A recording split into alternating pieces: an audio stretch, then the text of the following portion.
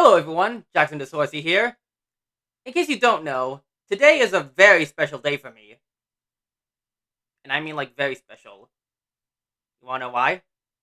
Well, because today marks the 1 year anniversary since I uploaded the first episode of my horror series, Pinneedle.mov, to YouTube. And the episode's name is episode 6616. So to celebrate, I figured it'd be a little fun to go over the behind the scenes of what inspired the creation of this video, along with how I made it and its sequel, Embrace the Fluid. Also, before I begin, just to let everyone know why I sound kinda weird, I still have braces on. Yeah, they're gonna be on there for a long time. But anyway, without further ado, here's behind the scenes of Pinneedle.mov.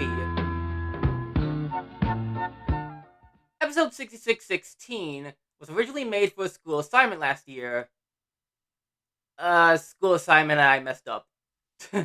Yeah, turns out the final product was more on the subject of the following assignment. Yeah, but don't worry, I managed to make something new on time. So to make up for messing up, I decided to make a second video for the next assignment anyway, even though I technically already had one. That was what led me to making Embrace the Fluid. The overall story, if you can call it that, of episode 6616 was inspired by the first dream that I ever typed into my first dream journal back in 2020, with each clip and character being based on something from the dream, hence why it's so nonsensical. For example, the scene at the beginning with Sid and Alex at the table before the Fluid Keeper, yes, that is his official name, appeared was based on the first part of the log, where SMG4 and his friends were sitting in a modern-looking house before a ejection-powered Waluigi teleported into their home, as well as some other people's homes before harassing and or killing them.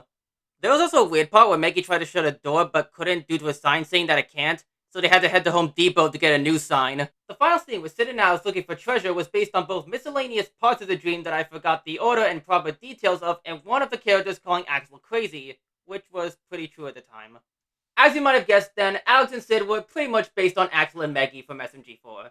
It was Sid's inspiration that was the reason he was given a female's voice. He was meant to be a girl and was even supposed to be orange. Alex was also supposed to wear blue, but I changed it to red and green to make it less obvious on what they were based on. As for Sid's gender situation, I decided to change him to a boy because the only name I could think of at the time was Sid, because I apparently forgot that Sydney existed. But I still decided to give him a girl's voice as a bit of a joke though. As for Fiona the Fish, either she's the first completely original character like her nephew Felix, or I have completely forgotten which SMG4 character she was based on. Yeah. But as you can see, her design had a bit less detail at first. And since Sid was voiced by a female, aka my sister Eve, I figured that I would just give Fiona a male voice actor, aka my brother Ben. Now, early on in production, the name of the video was originally Episode 2033, which was all the numbers in the date 9/4/2020, or September 4th, 2020, which was the day of my first log added together. But something about that title just felt too obvious, so I changed it to the number of the days between my birth and when I had the dream, which was 6615. Yes, as I was typing this script and calculating the dates, I realized that I had the number all wrong the entire time. Yep. Well, at least 6616 is a better number anyway, right? Right? Anyways, trying to forget that dumb detail, I would also like to mention that episode 2033 became the title of my replacement video for my school assignment. Now on to the next subject. I knew that right away that I would have to give it an analog horror-like format because that was like one of my obsessions at the time and it was very popular then. Probably still is, but nonetheless. However, unlike most of them, which had an 80s broadcast-like feel, I would dial back a bit to the 70s since I liked the way the television looked back then with the red or pinkish film grain layering, and how it reminded me of both 1930s cartoons and my favorite creepypasta, Candle Cove. But that wasn't really the only style I wanted, though.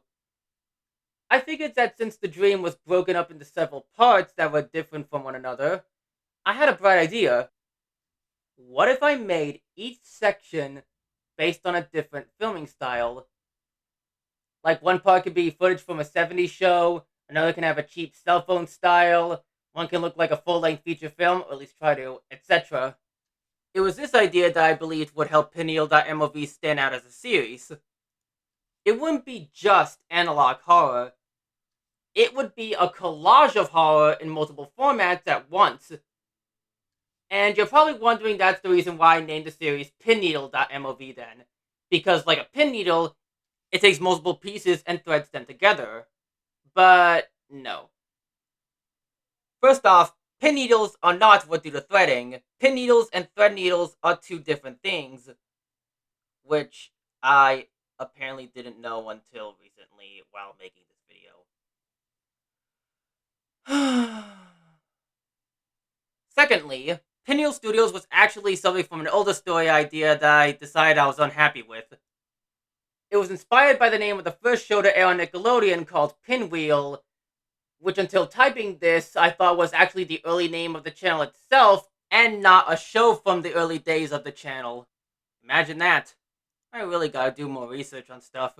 But anyways, now that we've basically just confirmed that I'm stupid, and since we're already on the subject of name origins, I'd also like to say that the name Presley Gomes, the in-universe creator of these videos, originated as the name for an evil version of myself. And now, I would like to discuss another aspect of Pinneedle's first two episodes, the puppetry. Now, as you know, animation is a long and time-consuming process, and I don't exactly have enough money for television-level quality puppets. So making do with what I had, I made these 2D picture puppets using foam and popsicle sticks. Almost all of them had two sides with a different expression of the character that was drawn on it. I would also record lines before I puppeteer because I don't exactly have the right mic to record while puppeteering. As for the Fluid Keeper, he was just a tiny drawing mannequin that I turned into a marionette by taking him apart, removing the coils from within, painting him black with ink, and putting him back together using a fishing line. You know, fun fact, his screeching sound was actually something from an old Scratch game that I never finished, Five Nights at Mixels, a Five Nights at Freddy's fan game, and it was actually a sped up and distorted version of The Sound of Wind. Now let's move on to the next and probably my least favorite episode, Embrace the Fluid. Now you're all probably wondering why this is my least favorite, despite it being the longest so far and being where Fiona's design was finalized. Well, the answer is simple. It was rushed. Like I said earlier, this video was made in a hurry. Most of it was even filmed in one night. So I didn't really have enough time to plan it to its full potential. The video was based on a silly yet creepy idea I had once involving black fluid leaking from people's faces and worshipping it in some way. Another reason I don't like it was that it lacked that important detail of having like multiple video styles that the first episode had. Without it, I just don't think the series could stand out. I'm also gonna admit this now. I didn't exactly give enough thought as to how I was gonna puppeteer the characters in the set, such as Felix's room. You're probably wondering how I did it despite, like, the cardboard floor being, like, this close to the bed. Well, first, I cut a hole in Felix's bed and covered it up with a blanket, which is actually half of one of the disposable cleaning towels that my dad brings home from work. Next was using beams of wire instead of a stick, so I could turn Fiona while also moving her across the floor. It wasn't easy, but I managed.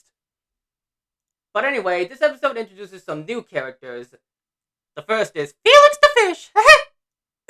Yeah, sorry, force of habit. His voice was actually based on Shroomy from SMG4. And before, I actually wanted it to be the voice of Ben Anna, another character I made, and what you probably don't know, because I only introduced him once in, like, an old comic I post on Twitter.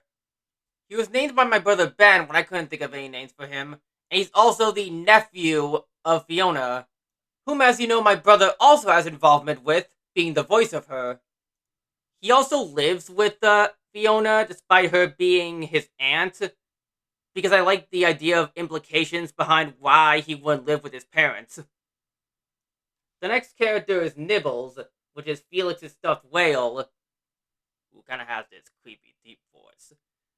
Though it doesn't exactly sound like this because I have to lower the pitch in order to get it just right. I don't know if I'm doing it right now.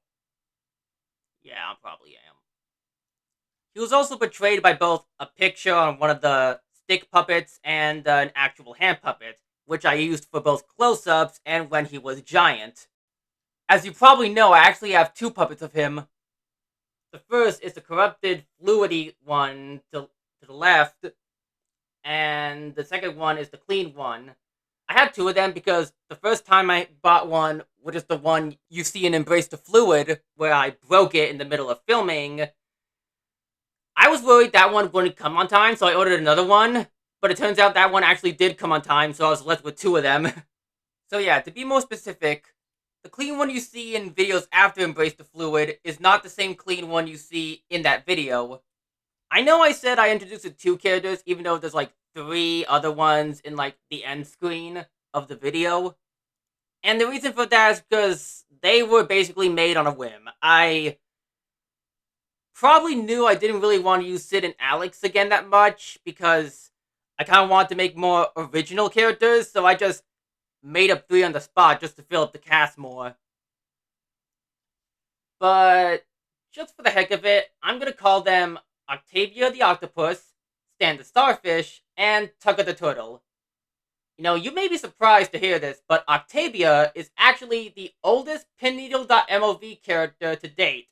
Yes, she was actually made for another story I scrapped, and she was based on a dream where Destiny from SMG4 was a Pokemon that had two pre-evolutions and one fourth evolution. In case anyone's waiting, I'm sorry, but I'm just not going to talk about the Christmas or April Fool's specials. Just because they're only sorta canon.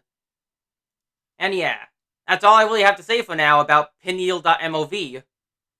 I'm very glad that I was able to make a new series after retiring my LEGO Mixels fan series, which I know is what a lot of my subscribers came for.